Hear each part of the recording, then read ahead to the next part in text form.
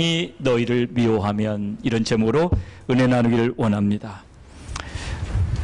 예수님은 육신의 몸을 입고 오신 하나님이십니다. 신성한 그 발자취는 결코 지워지지 않을 것입니다.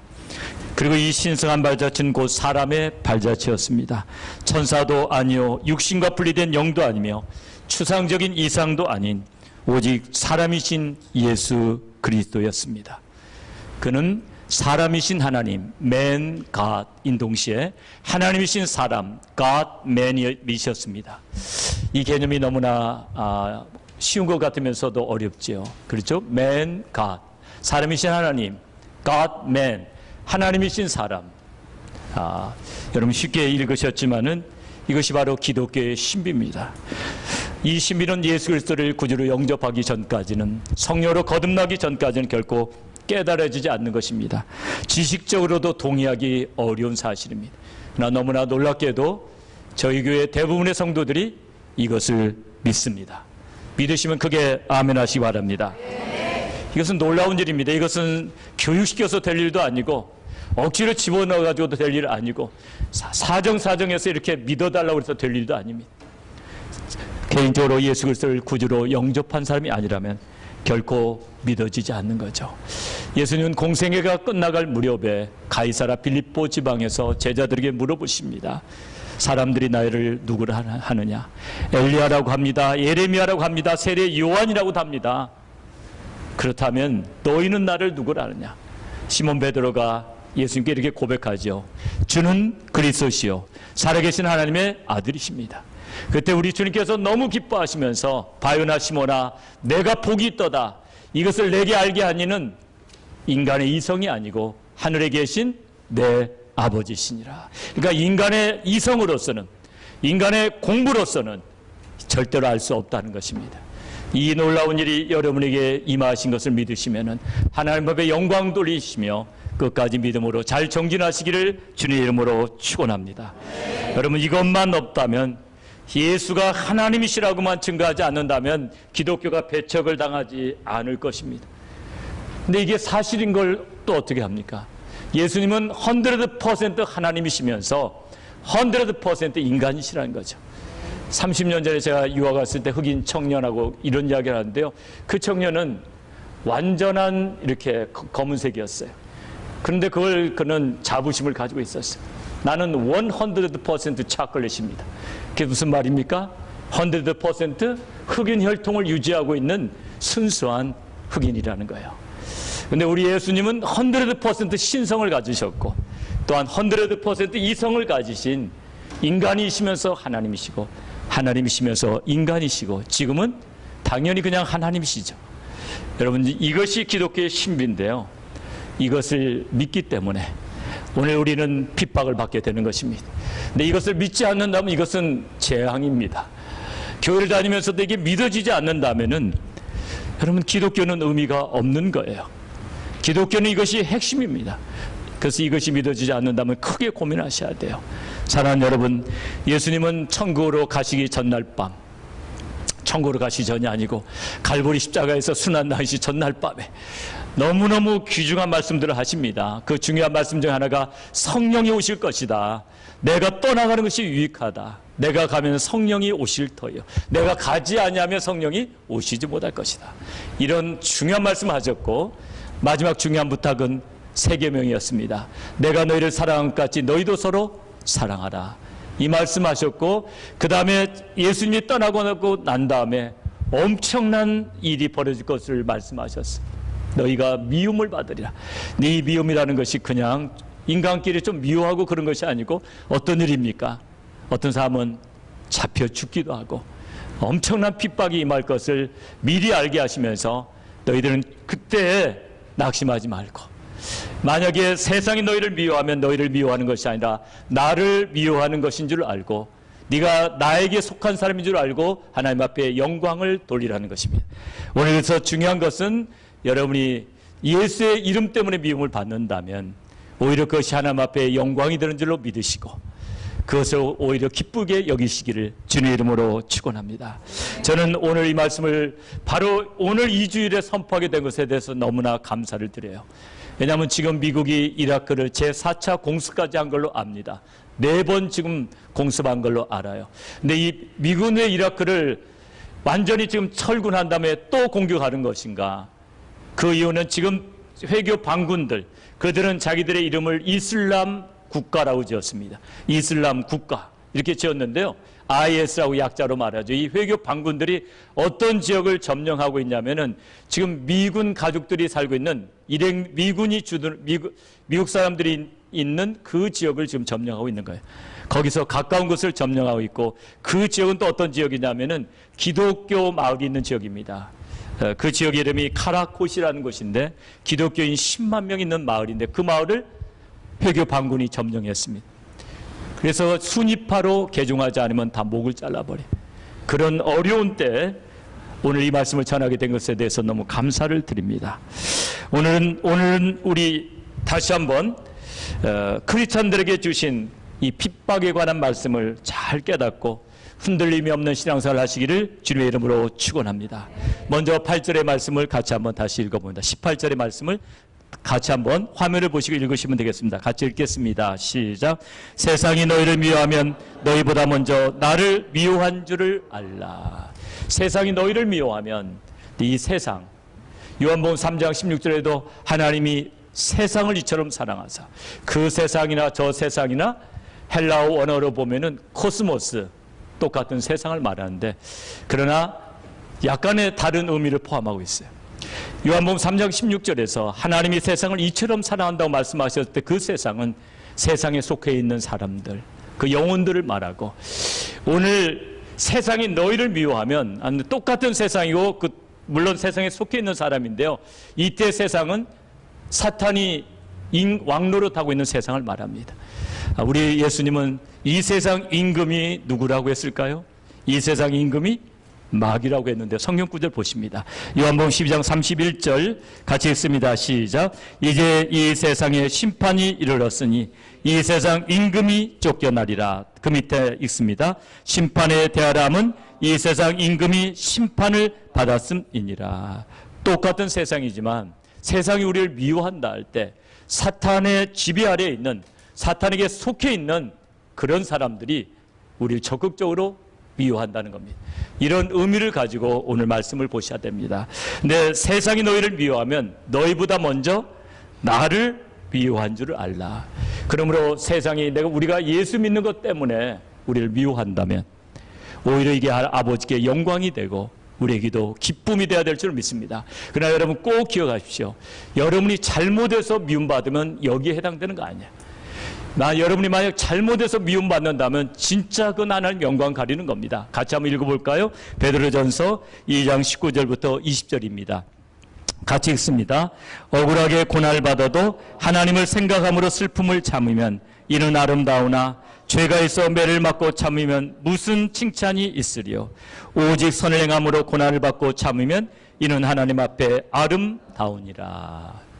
저는 여러 가지 참사가 일어날 때마다 거기 가해자들이, 거기에 해당되는 범죄자들이 크리스찬이 아니기를 바랍니다. 세월호 참사 가운데서도 그 선원들이 제발 크리스찬이 아니었으면. 이 크리스찬이라면 욕을 더블로 먹는 게 아니에요. 욕이 그냥 10배, 100배로 가중되는 거예요. 봐라 크리스찬들 저 모양 저 꼴 아니냐. 이번에 윤병장 사건 일어나서 가해자들 있죠. 크리스찬이 아니기를 바라는데 다 크리스찬이 아니겠습니까? 이럴 때 정말 하나님의 영광을 가리게 되죠. 오늘 세상이 우리를 미워한다 할 때 이 미워하는 것은 우리가 악행을 했기 때문에 미워하는 거 아닙니다. 우리는 세상을 향해서 착한 일을 함에도 불구하고 우리가 그들에게 속해 있지 않기 때문에 미워한다면 너희를 미워하는 것이 아니라 누구를 미워하는 거라고요? 예수님을 미워하는 거라는 겁니다. 그래서 우리가 하나님 앞에 영광을 돌리라고 되어 있는데요.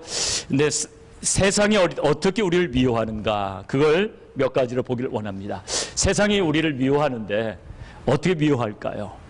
사탄이 우리를 공격하는 방법이 무엇일까요? 사탄은 우리를 공격할 때 화살을 쏩니다.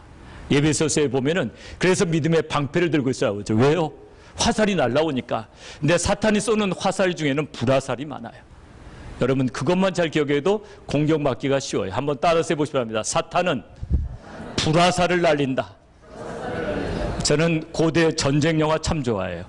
영화 뭐 볼래 어릴 때 그러면 뭐 어린 시절에는 다 그랬지만 전쟁 영화 제일 재밌잖아요. 어렸을 때는 전쟁 영화.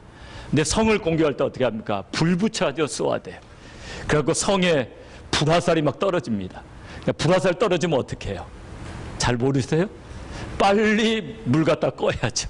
그죠? 불화살이 꽂히면 빨리 물 갖다 꺼야 돼요. 우리도 마찬가지입니다. 불화살을 쏘아야 돼요. 사단이 먼저 유혹의 불화살을 쏩니다. 하나님이 최초로 창조하신 아담과 하와를 향해서 사탄은 유혹의 불화살을 쏩니다. 그 불화살이 아담의 심장에 맞은 게 아니라 하와의 심장에 먼저 맞았어요. 하와가 불화살을 딱 맞으니까 별것 아닌 과실입니다. 하나님이 따먹지 말라는 과실이요, 기가 막히게 맛있게 생긴 과실 아니에요. 근데 사탄의 불화살을 딱 맞았더니 어떤 일이 벌어졌는가? 성경 말씀 한번 볼까요? 성경 말씀 보시면 화면을 보시고 창세기 3장 6절 같이 읽어봅니다. 시작. 여자가 그 나무를 본즉 먹음직도 하고 보암직도 하고 지혜롭게 할 만큼 탐스럽기도 한 나무인지라. 우리가 불화살을 맞게 되면요, 지글지글 타오르는 거예요. 그러니까 금지된 것에 대해서 견딜 수 없는 마음이 생겨요. 여러분이 세상 사람들이 보통 저지르는 죄가요, 기가 막히게 그게 무슨 재밌는 일이 아니에요. 근데 사탄의 불화살이 탁 꽂히면은 하고 싶어서 견딜 수가 없는 거예요. 근데 사탄의 불화살이 꽂히면 어떻게 됩니까? 불화살이 날라오면 바로 막아내든지 불이 붙었으면 빨리 꺼야 됩니다. 근데 하와가 그렇게 끄지 못함으로 말미암아 하와는 범죄하고 말지요. 요한일서 2장 16절은 세상의 정욕을 세 가지로 정의하고 있습니다. 같이 읽어봅니다. 시작. 이는 세상에 있는 모든 것이 육신의 정욕과 안목의 정욕과 이상의 자랑이니 다 아버지께로 쫓아온 것이 아니요 세상으로 쫓아온 것이라. 불화살이 날라올 때 삼손이 정말 대단한 사람이었습니다. 나실인이었고 참 하나님 앞에 신실한 사람이었습니다. 그런데 사탄이 쏜 불화살을 맞고 드릴라의 유혹에 빠져가지고 자기의 모든 능력을 다 상실해버리고 맙니다. 다윗은 정말 모든 왕 중에서 가장 하나님 마음에 합한 사람이었습니다. 근데 사탄이 쏜 불화살을 맞고 별것 아닌 일에 바세바의 목욕하는 장면을 보고 그만 불화살을 맞고 유혹에 빠져버리고 맙니다. 그래서 오늘 사탄의 이 불화살을 조심해야 되는데요, 사탄은 이렇게 유혹의 불화살만 쏘는 것이 아니라 분열의 불화살을 쏩니다. 교회를 향해서 계속해서 쏘아야 돼요. 그러니까 우리 교회에도 그런 불화살이 날라오는 겁니다. 분열의 불화살. 사탄이 분열의 불화살을 쏘면 교회 안에 어떤 일이 벌어지냐면 미움, 다툼, 시기, 질투가 생겨요. 그래서 교회가 아무것도 아닌 일 가지고 싸워요. 그런 불화살을 개척한 지 얼마 안 돼서 우리 교회도 맞은 적이 있어요. 그랬더니 친교 음식 가지고 분열이 됐어요, 여론이. 그럼 너무 별것도 아닌 거예요. 이렇게 해도 되고 저렇게 해도 되고. 근데 근본 원인은 그게 아니에요. 분열이 있었던 거예요. 사탄이 분열을 막 갖다 준 거예요. 분열은 무섭습니다. 제가 잘 아는 목사님이 어느 교회 부흥회 갔습니다. 그래서 분위기를 한번 재밌게 띄워주려고 조크를 했어요.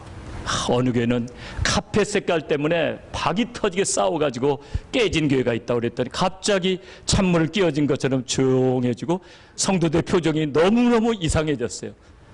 조크를 썰렁하게 했나 그랬더니 바로 그 교회가 카펫 때문에 분열 일부 직전에 있는 교회였어요. 근데 하필이면 그 조크 해가지고 분위기 찬물 끼얹은 거죠. 여러분 그렇습니다. 그러므로 사단이 분열의 불화살을 쏠 때 어떻게 돼? 빨리 막으셔야 될 줄 믿습니다.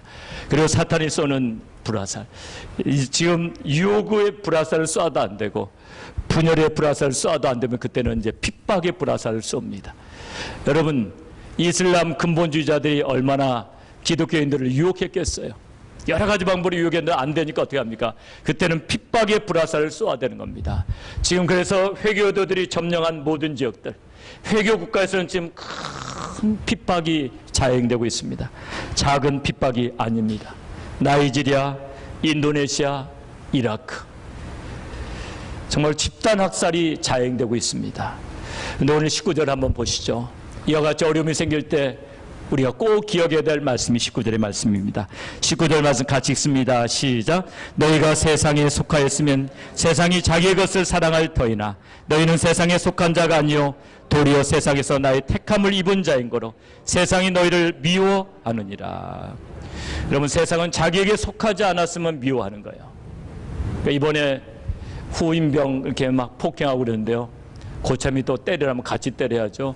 안 때리면 개도 얻어 터집니다. 같이 해야 돼. 같이. 사탄은 또 같이 안 하면 그거 못 견뎌. 같이 범죄에 저질러야 돼. 그러니까 사탄은 자기에게 속하지 않은 것들 엄청 미워해. 근데 이 기독교를 보십시오. 예수 안 믿으면 지옥 간다는 말도 서슴지 않고 하잖아요, 우리는. 아니, 우리는 너무 안타까우니까 하는 거죠. 언니, 예수 안 믿으면 큰일 나. 예수 믿고 천국 가야 돼. 그런데 그거 얼마나 싫어하겠습니까, 사탄이. 어제 어떤 중인이 설법하는 걸 제가 듣고요, 참 마음이 참 불편했어요. 왜 또 기독교까지 언급을 합니까? 목사 중에 예수 안 믿으면 지옥 간다는 혹세 무민을 일컫는 목사가 있다는 거예요. 혹세 무민이 뭔지 아십니까? 요즘 안 쓰는 말이지만 세상을 어지럽히고 사람들을 미혹해서 속이는 걸 혹세 무민이라고 합니다. 그런 자들이 있다는 것 제가 이해는 합니다. 왜냐하면 저도 옛날에 천국과 지옥을 믿지 않았어요. 저는 32살까지 열심히라기보다는 주일날은 교회를 나왔습니다. 그러나 열심히 다니지 않았어요. 더 좋은 일이 있거나 바쁘면은 주일 예배 빠지는 거 아무렇지도 않게 생각했어요. 그리고 종교란에는 꼭 기독교라고 표시했습니다. 그러나 꼭 기독교여야만 된다는 그런 생각도 없었어요. 불교도 괜찮고 이슬람교도 괜찮고 참된 것을 추구하면 된다, 이런 생각이었죠. 그래서 절도 놀러 가고 절 앞에 있는 집에서 민박도 하고 뭐 아무렇지도 않았습니다. 11조에 대한 부담도 없었습니다.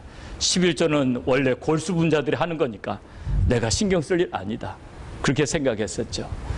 전 참 편하게 예수 믿었어요. 지옥에 간다는 것 저는 별로 개의치 않았어요. 왜냐하면 어차피 지옥이라는 것 또 예수쟁이들이 만들어 놓은 가상의 세계니까 지옥이라고 말하든 말든 나하고는 상관없다. 그런 저에게 놀라운 일이 벌어졌습니다. 사마리아 울가의 여인이 예수를 만나듯이, 다메섹으로 가던 사도 바울이 예수님을 만나듯이 예수님을 만나는 계기가 생겼습니다. 희미했던 모든 개념은 확실한 정도가 아니라 나의 모든 것을 뒤바꾸어 놓았습니다. 성경 전체의 주제가 영생이었고, 이 영생은 바로 천국에서 모든 성도가 누리는 것이며, 천국에 못 가는 영혼은 영원히 멸망으로 갈 수밖에 없다는 사실을 알면서 그날부터 예수 안 믿는 영혼들만 보면 주체할 수 없는 눈물을 흘리는 예수에 미친 그런 청년이 되고 말았던 거예요. 그때서야 저는 모든 것들이 이해가 된 겁니다. 그랬더니 주변에서 저를 경계하기 시작하더래요. 유학생들도 저를 경계해요. 제가 뻔히 보고 있는데도 지들끼리 저보고 미쳤다고, 자기들끼리 저 형이 요즘에 미쳤다고. 또 한국에 제가 막 울면서 예수 믿으라고 전도를 하면은 마지막으로 하는 말은 마음을 굳세게 가지라고, 유학생활이 힘들어도 그렇게 흔들리지 말라고, 내가 너무 나약해져가지고 예수 믿는 줄 알고 어떤 사람은 격려하기도 하고, 여러 가지 일들이 벌어졌습니다. 만약에 회교 국가에서 제가 만약에 이렇게 예수에 미쳐버렸다면 어떻게 될까요? 큰 말할 것도 없어요. 저는 타지키스탄에 가서 놀라운 말들을 많이 듣습니다. 회교를 믿던 형제 자매들이 예수님 영접하고 교회를 출석한 다음에요, 어떤 형제들은 독사를 당합니다. 어떤 형제들은 머리를 망치로 맞았다는 말도 들었습니다. 그래가지고 죽었다는 거예요. 전도자 사이다리 전도사는 회교 경찰들한테 구둣발에 얼마나 많이 맞았는지 골병 들어서 죽었습니다. 그런 이야기들을 많이 듣게 돼요. 그때마다 우리가 꼭 기억해야 될 말씀이 있습니다. 만약에 사람들이 우리를 핍박하면 우리를 핍박하는 것이 아니라 예수를 핍박하는 것입니다. 그리고 우리가 사람들에게 핍박을 받을 때 우리는 기뻐해야 됩니다. 우리 마태복음 5장 11절과 12절을 보겠습니다. 같이 읽어봅니다. 시작. 나를 인하여 너희를 욕하고 핍박하고 거짓으로 너희를 거스려 모든 악한 말을 할 때는 너희에게 복이 있나니 기뻐하고 즐거워하라. 하늘에서 너희의 상이 큽니다. 너희 전에 있던 선지자들 이같이 핍박하였느니라. 여러분, 핍박의 의미를 안다면 우리가 예수 이름 때문에 미움받을 때 그 미움의 이유를 안다면, 우리가 세상에 속해 있지 않기 때문에 미움을 받는다는 것은 또 다른 차원에서 보면 예수께 속했기 때문에 미움받는 것이기 때문에, 내가 예수에 속해 있는 사람인 것을 확증받는 계기이기 때문에 우리의 영혼이 기쁘다는 거예요. 그래서 저는 그런 분들 많이 봤어요. 이상하게 회교 근본주의자들한테 얻어 터지는데 영혼 속에서 말할 수 없는 기쁨이 샘솟듯이 올라오더라는 겁니다. 그리고 다 맞고 나서 더 감사할 조건은 어쩌면 이들이 골병 들지 않게 그렇게 기술적으로 나를 때려줬는가, 그래서 또 기쁘고, 어떤 사람은 전도 나갔다가 회교 경찰에게 2번이나 끌려간 팀이 있었어요. 저희가 두산배에 갈 때마다 제가 두산배에 4번 가고 2번 거지 전도여행을 우리 일행들을 보냈는데, 2번째 전도여행 때는 우리 팀 하나는 2번이나 회교 경찰들에게 끌려갔는데요, 너무너무 기쁘더란 거예요. 끌려가가지고 풀려나서 돌아오는데 너무 감사한 것은, 나도 예수 이름 때문에 핍박도 받아봤다는 거 얼마나 감사한지. 그래서 제가 말하기를 그건 핍박도 아니라고, 그게 무슨 핍박이냐고. 사이다리 전도사 같은 사람은 골병 들어서 죽기도 했는데 거기 가서 좀 야단 좀 맞고 나온 거 뭐 대단하냐고. 그래도 핍박받는 게 그렇게 기쁘더래요. 성경에도 보면은 예수님의 제자들이 핍박받으면서 기뻐했습니다. 사도행전 5장 41절을 같이 읽어봅니다. 시작. 사도들은 그 이름을 위하여 능욕받는 일에 합당한 자로 여기심을 기뻐하면서 공의 앞을 떠나니라. 세상에 경찰들한테 붙잡혀갔다가, 여러분 최고 행정기관에서 그들을 붙잡았는데요, 국회 청문회에 불려갔다가, 그래서 또다시 예수 이름처럼 너희들 죽어 유업을 당하고 풀려나면서도 이렇게 기뻐했다는 거예요. 또한 사도행전 13장에 보면 안디옥에서 복음 전하다가 이제 유대인들한테 핍박을 받고 쫓겨납니다. 그러면서 본문은 이렇게 기록하고 있습니다. 제자들은 기쁨과 성령이 충만하니라. 그렇습니다. 우리가 세상에 대해서 착한 일을 함에도 불구하고 세상으로부터 이유 없이 핍박을 받거든 우리는 예수께 택함을 입은 까닭인 줄로 믿고 기뻐하고 또 기뻐해야 됩니다. 그리고 우리는 좀 더 진취적인 신앙을 가져야 돼. 지금 미국에서 신앙생활을 하고 계시는 분들은 온실 속에 계세요. 그래서 여러분의 신앙이 때로는 좀 연약해요. 왜냐하면 핍박을 안 받으니까 연약한 거예요. 여러분이 제3세계에 가보면은 그분들의 신앙이 얼마나 강한지 몰라요. 핍박이 있기 때문에 그래요. 기회가 있으면 여러분이 타지키스탄이나 아프가니스탄에 한번 더 가셨으면 좋겠어요. 근데 제가 타지키스탄에 지금 못 가는 이유는 가문이 선교사님이 붙잡아갖고 나는 이제 한 몇 년을 계속 가야 됩니다. 너무 붙잡으실까 봐서. 너무 자기하고 잘 맞는다고. 그래가지고 사역을 같이 하자는데 하나님이 하라면 해야 되겠지만 제자께 할 일이 많은 거로 좀 절제하고 있습니다. 그러나 항상 부담스러워요. 한 번은 가야 되는데 가면은 또 굉장히 유익해요. 거기에 가보면은 우리가 또 핍박을 받으면서 얼마나 감사한지 몰라요. 정말 회교도들에게 핍박받는 모습을 보면서 감사합니다. 2002년에 제가 타지키스탄에 갔을 때 지금보다 훨씬 젊었죠. 2002년이니까 48살이었어요. 48살에 어떤 여자 선교사님을 소개받았는데 이분이 1시간 떨어진 도시에서 이분이 교회에 개척하시는 분이라고. 보니까 할머니예요. 그래서 할머니인 줄 알았더니 그분이 50살 먹었대요. 나는 60대 할머니인 줄 알았더니 50살 먹었대요. 금식기도 많이 하고 얼마나 고생을 많이 했는지 50살 먹은 분이 한 60대 중반으로 보여요. 근데 그분의 이야기를 들으면서 참 찔림을 받았어요. 이분은 평신도 때 은혜 받고 그 은혜 너무 감사해가지고 어느 겨울철인데 40일 금식기도를 했다는 겁니다. 목사님이 너무 안쓰러워서 교회에서 하라고. 교회에서 이제 기도해 주면서 40일을 다 마쳤는데 그때 마침 1시간 떨어진 도시에서 이제 성도들이 오는데 너무 머니까 참 이게 교육하기가 힘듭니다.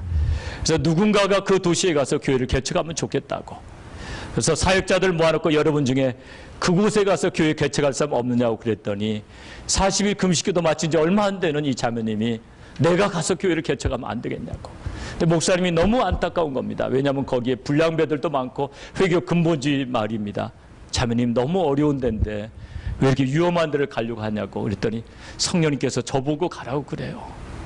그래서 이 비타 선교사님이 그곳에 와서 교회를 개척하는데 이제 집을 하나 얻고 거기서 이제 갈 곳 없는 자매님들 좀 데려다가 같이 이제 숙식을 하면서 거기서 사역을 하는데 어느 날 밤에 동네 불량배들이 쳐들어왔어요.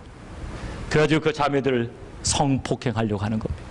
비타 선교사 남편이 마침 거기 있었는데 그거 못하게 말리다가 즉사하게 얻어맞고 비타 선교사 남편은 여기 있다는 내가 제명에 못 살겠다, 못 죽겠다. 모스크바로 떠나버리고 맙니다. 남편이 떠나고 힘들어진 곳에서 비타 선교사는 이제 자매님들은 다 집으로 돌려보내고 고아원을 시작했어요. 고아원을 시작했는데 이 고아이들이 얼마나 말을 잘 듣는지 몰라요. 비타 선교사의 그 사랑에 아이들이 감동돼갖고 너무너무 잘 자라는 겁니다.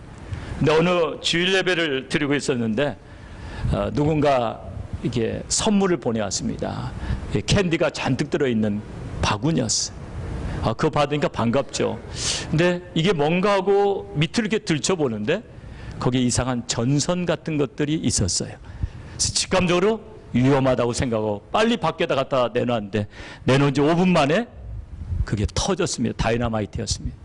터지고 다행히 인명피해는 없었습니다. 보통 사람 같으면 아마 그때 엄청나게 겁을 집어먹어서 떠났을 거예요. 그러나 비타 선교사는 오히려 예수의 이름 때문에 핍박받는 것에 대해서 감사하면서 제가 비타 선교사를 보고 큰 도전을 받았던 것은요. 보통 사람들 같으면 그런 일이 벌어지면 겁에 질립니다. 근데 이분은 보니까 담대하시더라고요. 담대하시. 그리고 고아들을 얼마나 아름답게 잘 키웠는지 우리가 고아원을 방문했을 때 고아들이 타지키스탄 말로 성경을 외우는 것이 아니라 한국말로 성경을 외워요. 한국말로 찬양을 불러요. 그리고 비타 선교사가 그런 말을 해요. 아이들이 너무나 밝고 아름답게 자라니까 정상적인 가정에서도 아이들을 고아원에다 맡겨놓으려고 그런데요. 제발 우리 아이 좀 여기 좀 있게 해달라고. 그리고 거기 있는 애들 집에 안 가려고 그러는데 그 애들이요. 전혀 엄마 아빠가 없는 고아들이 아니에요. 엄마 아빠들이 그냥 거기다 놔두고 간 애들이에요. 애들이 집에 가려고 안 하는데 명절 때도 그냥 고아원에 있겠다고. 그래서 저는 그걸 보면서 얼마나 도전을 받는지 몰라요.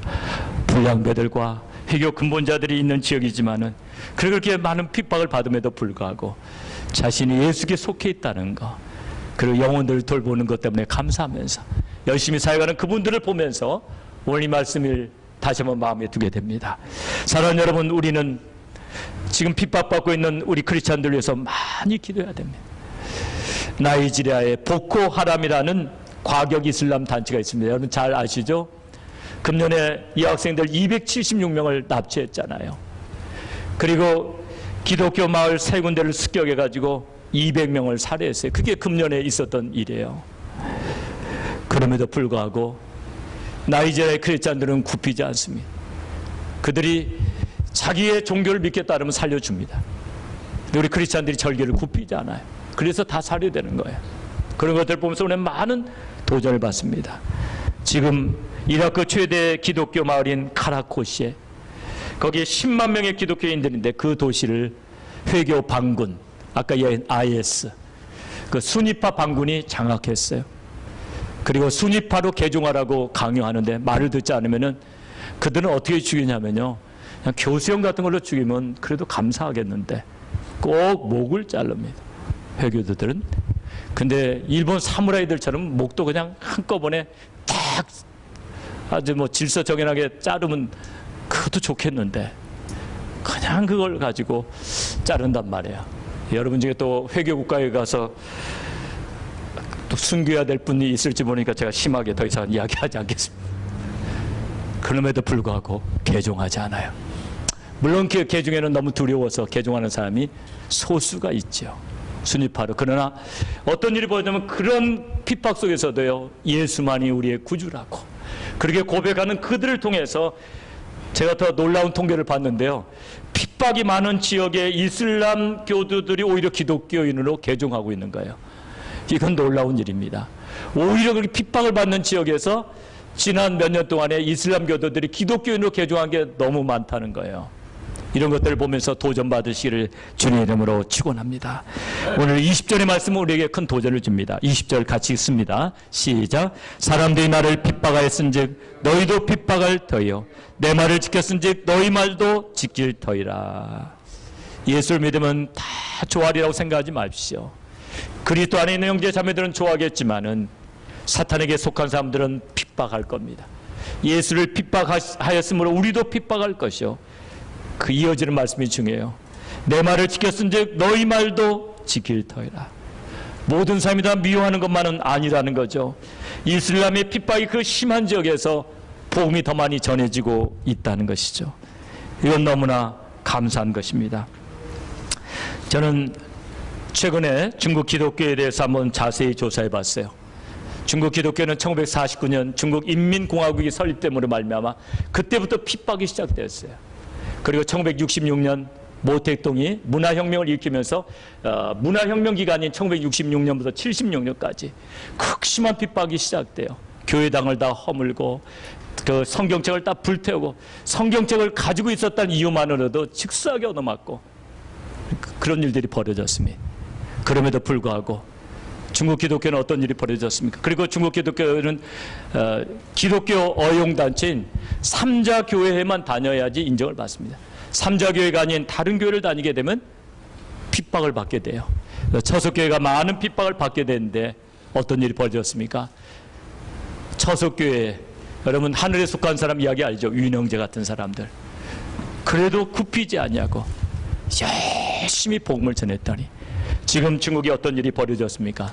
기독교 인구 1억 명을 돌파하는데 1980년부터 30년 동안 30년 기간 동안에 기독교 인구가 더블된 겁니다. 80년도에 5천만. 그러면 혁명이 일어났을 때는 얼마입니까? 500만 명밖에 안 됐어요. 혁명이 있어서 다 교회에 때려 부수고 그다음에 그때 500만으로 줄었던 기독교 인구가 1980년도 5천만. 그리고 2014년 현재 1억 몇 명이더라고요. 여러분 오늘 말씀을 기억하시기 바랍니다. 나를 핍박하였은즉 너희도 핍박할 터이요 내 말을 지켰은즉 너희 말도 지키리라. 한번 따라서 보시 바랍니다. 나를 핍박하였은즉 너희도 핍박할 터이요 내 말을 지켰은즉 너희 말도 지킬 터이라. 얼마나 이게 위로가 됩니까? 사랑하는 여러분, 핍박을 두려워하지 말라는 겁니다. 돌아올 영혼들이 있다는 겁니다. 사도행전 18장을 보면서 고린도에 가고 사도 바울 일행이 말할 수 없는 핍박받고 정말 좌절하게 됩니다. 그럼에도 불구하고 그들은 다시 믿음으로 일어섭니다. 만약에 거기서 포기하고 다른 도시로 떠났더라면 고린도 교회가 세워졌겠습니까? 오늘날과 같은 고린도 교회가 있었겠습니까? 사도행전 18장은 그걸 증거해주고 있습니다. 우리 사도행전 18장 내용을 같이 읽어봅니다. 시작. 디도 유스다오라 하는 사람의 집에 들어가니 그 집이 회당 옆이라. 또 회당장 그리스보가 온 집으로 더불어 주를 믿으며 수다한 고린도 사람도 듣고 믿어 세례를 받더라. 밤에 주께서 환상 가운데 바울에게 말씀하시되 두려워하지 말며 잠잠하지 말고 말하라. 내가 너와 함께 있음에 아무 사람도 너를 대적하여 해롭게 할 자가 없을 것이니 이는 이 성중에 내 백성이 많음이라 하시더라. 제가 특별히 진하게 쓴 글씨가 있습니다. 수단 고린도 사람도 듣고 믿어 세례를 받더라. 여러분 우리가 믿음으로 핍박 가운데서도 좌절하지 않고 나간다면 우리 말을 들어줄 사람이 있다는 거예요. 우리 말을 듣고 복음을 듣고 새롭게 변화될 영혼이 있다는 것입니다. 우리는 그런 비전을 가져야 돼요. 핍박만 있는 것이 아니라는 것입니다. 핍박과 함께 은혜의 역사가 반드시 기다리고 있다는 것입니다. 또한 우리가 꼭 마음에 둬야 될 것은 핍박을 받을 때 이 말씀을 기억하십시오. 21절입니다. 21절 말씀 같이 읽습니다. 시작. 그러나 사람들이 내 이름을 인하여 이 모든 일을 너에게 하리니 이는 나 보내신 이를 알지 못함이니라. 그들이 예수 믿는 사람을 핍박하는 것은 보내신 이를 알지 못하기 때문에, 예수가 누구인지를 알지 못하기 때문에 예수님도 자기를 찌르고 십자가에 매다는 자들 위해서 십자가 위에서도 기도하셨습니다. 아버지여 저희를 사하여 주옵소서. 자기의 하는 것을 알지 못함이니이다. 오늘 우리가 우리를 비판하는 자들을 위해서 그렇게 기도합니다. 자기 아는 것을 알지 못함입니다. 자매님들이 예수를 먼저 믿었습니까? 남편이 예수를 안 믿습니까? 오늘 말씀을 기억하십시오. 예수를 알지 못하기 때문에, 이는 나 보내신 이를 알지 못함이니라.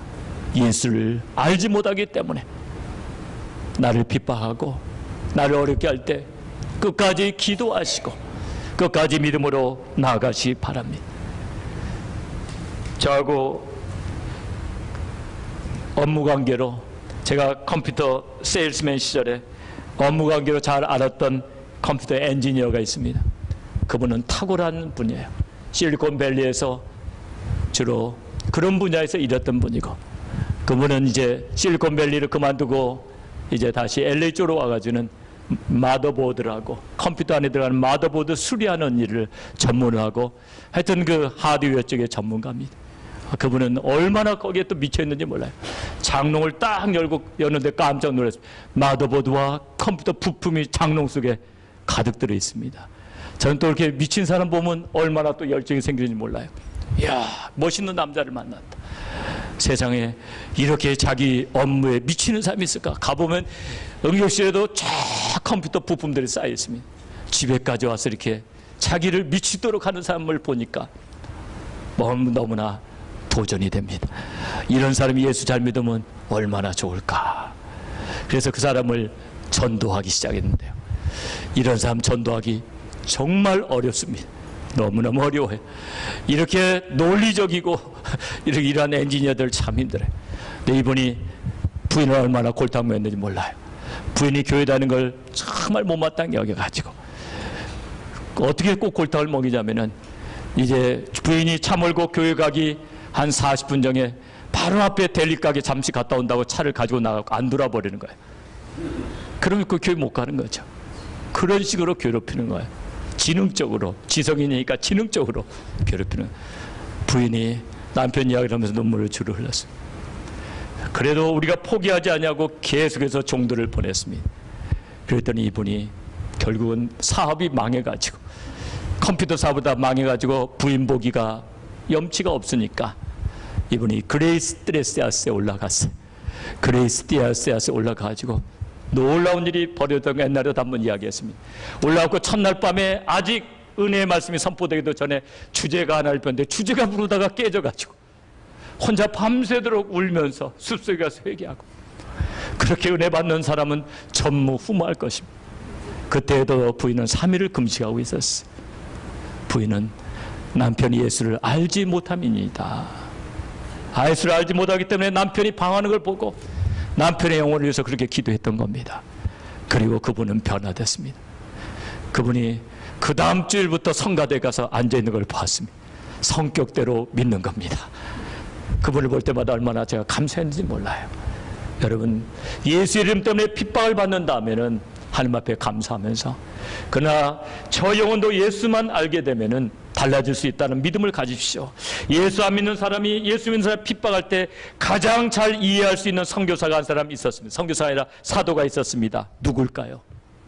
예수 안 믿는 사람이 예수 믿는 사람 핍박하는 걸 볼 때 제일 이해가 잘 되는 분이 있었어요. 그분은 누구일까요? 사도 바울입니다. 왜냐하면 자기가 전에 그렇게 했기 때문입니다. 사도 바울은 디모데전서 1장 13절에서 내가 전에는 회방자요 핍박자요 포행자이었으나 도리어 궁유를 입은 것은 내가 믿지 아니할 때 알지 못하고 행하였음이니라. 2008년 제6차 한인 세계 선교대회가 시카고에서 있었습니다. 이때 글래디스 스테인스라는 인도 선교사의 아내가 나와서 간증을 했습니다. 용서와 하나님의 은혜라는 제목으로 간증을 했습니다. 글래디스 스테인스 선교사님은 처녀의 몸으로 인도의 선교사로 갔습니다. 그는 간호사였습니다. 의료 선교를 해서 갔다가 거기에서 선교를 하고 있는 호주에서 오신 목사님을 만나서 결혼하게 됩니다. 남편 목사님은 인도에서 35년 동안 나 환자 사역을 했습니다. 35년 동안 사역하던 1999년 두 아들과 함께 힌두 축제에 참가하여 잠을 자던 집차 안에서 힌두교 과격 분자들에 의해서 산채로 화형을 당하고 맙니다.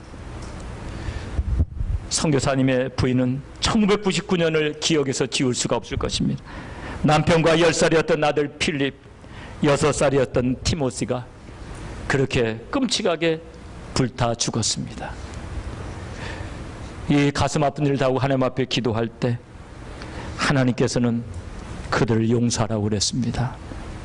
도저히 용서할 수 없었지만 그러나 용서함을 고백하자 마음에 놀라운 치유가 일어났습니다. 그래서 선교사 부인은 거기를 떠나지 아니하고 계속해서 나환자 사역을 했습니다. 14살 된 딸도 거기를 떠나지 않고 함께 사역을 했습니다. 그러고 나서 놀라운 일이 벌어졌습니다. 남편 이름을 딴 문둥병자를 돌보는 병원이 생겼습니다. 두 아들의 이름으로 호스텔이 지어졌습니다. 2005년 1월 25일 인도 정부는 두 아들이 화형을 당한 끔찍함 속에서도 이와 같은 사역을 했던 글래디스 스테인스에게 명예 시민훈장을 수여했습니다. 남편이 했던 일이, 그리고 그 선교사가 했던 일이 인도에서도 인정을 받았던 것입니다. 오늘 우리는 오늘 말씀을 기억하시면서 우리 크리스찬은 어떤 존재인가, 우리는 무엇을 추구해야 되는가 한번 깊이 생각해 보셔야 됩니다. 세상은 그리스도를 미워했어도 그리스도는 세상을 사랑하셨습니다. 세상 사람들은 진리를 알지 못함으로 그리스도께 속한 자들을 핍박하는 것입니다. 그러나 하나님은 세상을 구원할 도구로 우리를 택하셨다는 사실을 잊지 말아야 됩니다. 다른 방법이 없습니다. 세상은 우리 손에 달려있는 것입니다. 우리가 그리스도께서 걸어가신 길을 외면해 버린다면 세상은 구원받지 못할 것입니다. 오늘 우리의 사명이 무엇인가를 자각하면서 세상은 우리를 미워해도 나는 세상 사람들을 사랑하리라, 나는 버려진 영혼들을 사랑하리라, 그렇게 믿음으로 고백하시면서 예수 그리스도의 걸어가신 길을 함께 걸어가게 되는 저와 여러분이 다 되시기를 주님의 이름으로 축원합니다. 오늘 말씀을 기억하시면서 우리 시간 주님 앞에 한번 간절히 기도하실 때, 여러분 예수 믿는 것이 힘드십니까? 다시 한번 자신을 돌아보십시오. 예수께서 십자가에 달리시듯이 그렇게까지 우리가 고난을 받은 적이 있습니까?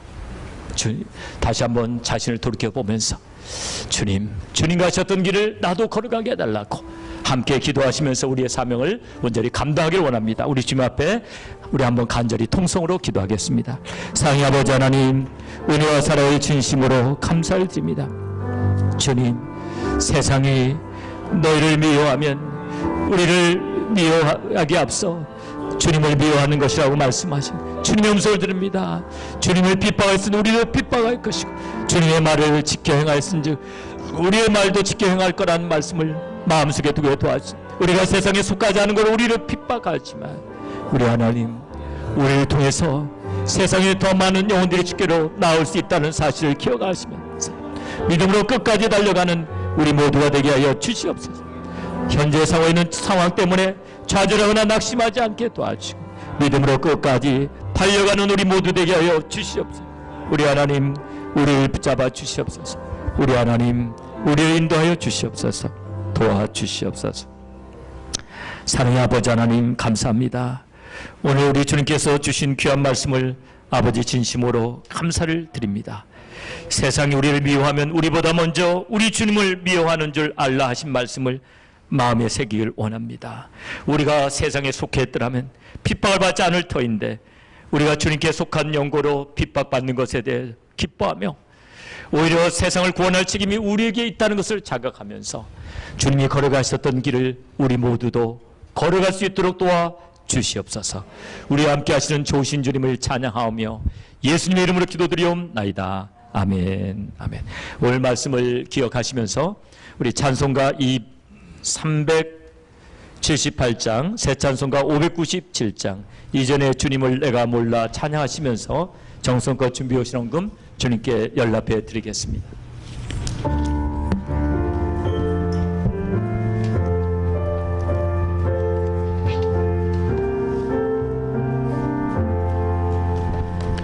이전에 주님을 내가 몰라 영광의 주님을 비방했다. 지극히 너를 멈춰 나의 주시니 고마워라. 나 받은 달란트 얼마련가. 나 힘써 그것을 남기어서 갑절로 주님께 바치하며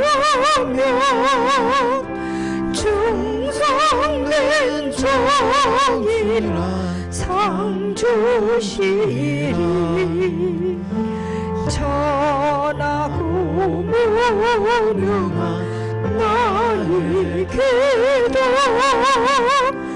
귀정한 직분을 맡기셨다.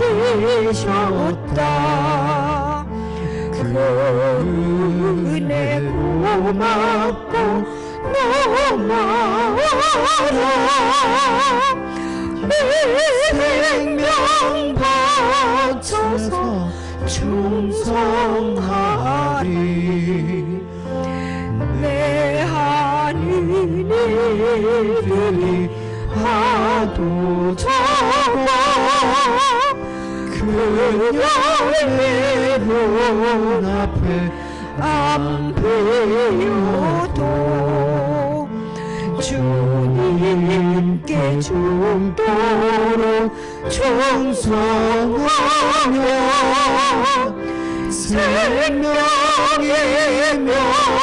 면류관 얻으리라.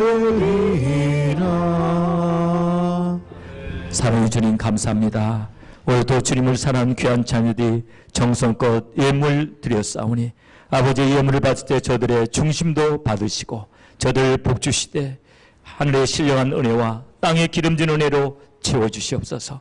감사의 예물을 받으시고 감사의 조건들이 끊이지 않게 도와주시며 선교의 예물을 받으시고 우리 선교사님들 더욱 열심히 주의 나라를 확장하게 하여 주시옵소서.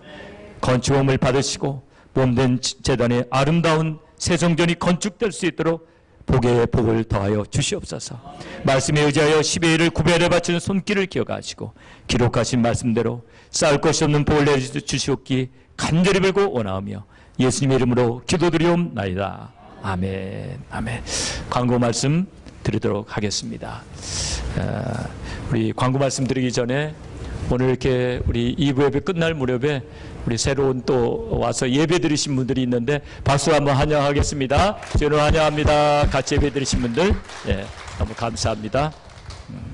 우리 오늘은 목장 모임이 있는 날입니다. 우리 주보에 보시면은 두 목장은 코네티컷을 가게 돼요. 여기 내비게이션에다 이거 입력하면은 바로 다 뜨게 됩니다. 1시간 10분이 걸려요. 우리 열매 목장과 호산나 목장은 3시까지 여기 다 계셔야 됩니다.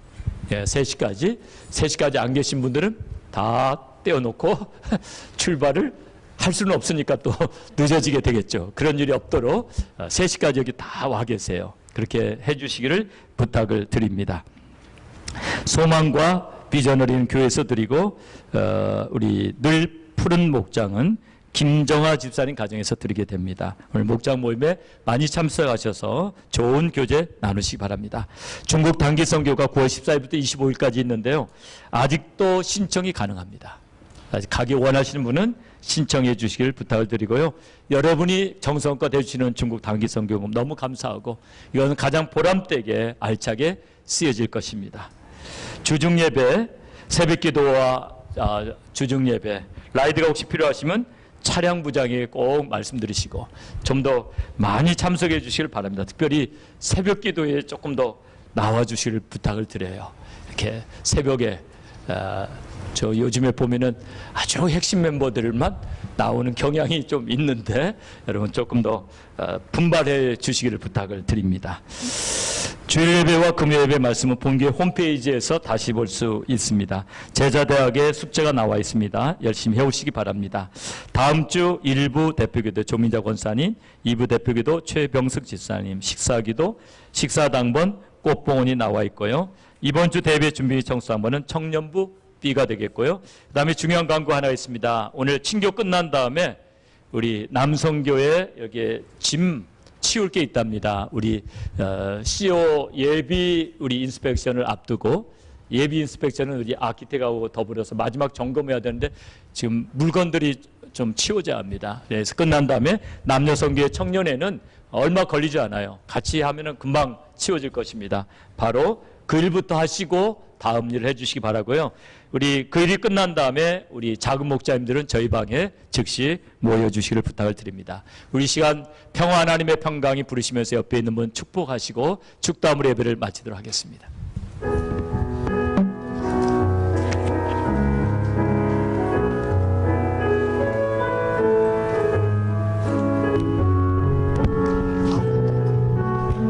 옆 사람 보시면서 평화 하나님의 평강이 평화 하나님의 평강이 당신의 삶에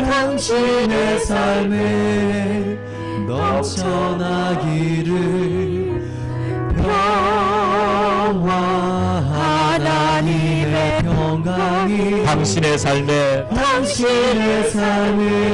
가득하기를 축복합니다. 위로 하나님의 위로가 하나님의 위로가 당신의 삶에 넘쳐나기를 하나님의 위로가 당신의 삶에 가득하기를 축복합니다. 기쁨 하나님의 기쁨이 하나님의 기쁨이 당신의 삶에 넘쳐나기를 기쁨 하나님의 기쁨이 당신의 삶에 가득하기를 축복합니다. 다 같이 일어서셔서 평화 하나님의 평강이 하나님의 평강이 당신의 삶에 넘쳐나기를 하나님의 평강이 당신의 삶에 가득하기를 축복합니다. 옆사람 보시면서 주님 이름으로 사랑합니다. 주님 이름으로 축복합니다. 서로 인사 나누시기 바랍니다. 기도하겠습니다. 지금은 우리 구주 예수 그리스도의 은혜와 우리 아버지 하나님의 무한하신 사랑과 성령님의 감동감화 교통 충만하심이 세상이 우리를 미워해도 우리는 세상에 속한 영혼을 사랑하리라. 구원받을 영혼들을 바라보며 주님이 걸어가신 그 길을 나도 걸어가리라 다짐하며 돌아가는 우리 교한 성도님들과 그 가정과 기업 위에 이제부터 영원토록 함께 하실지어다. 아멘.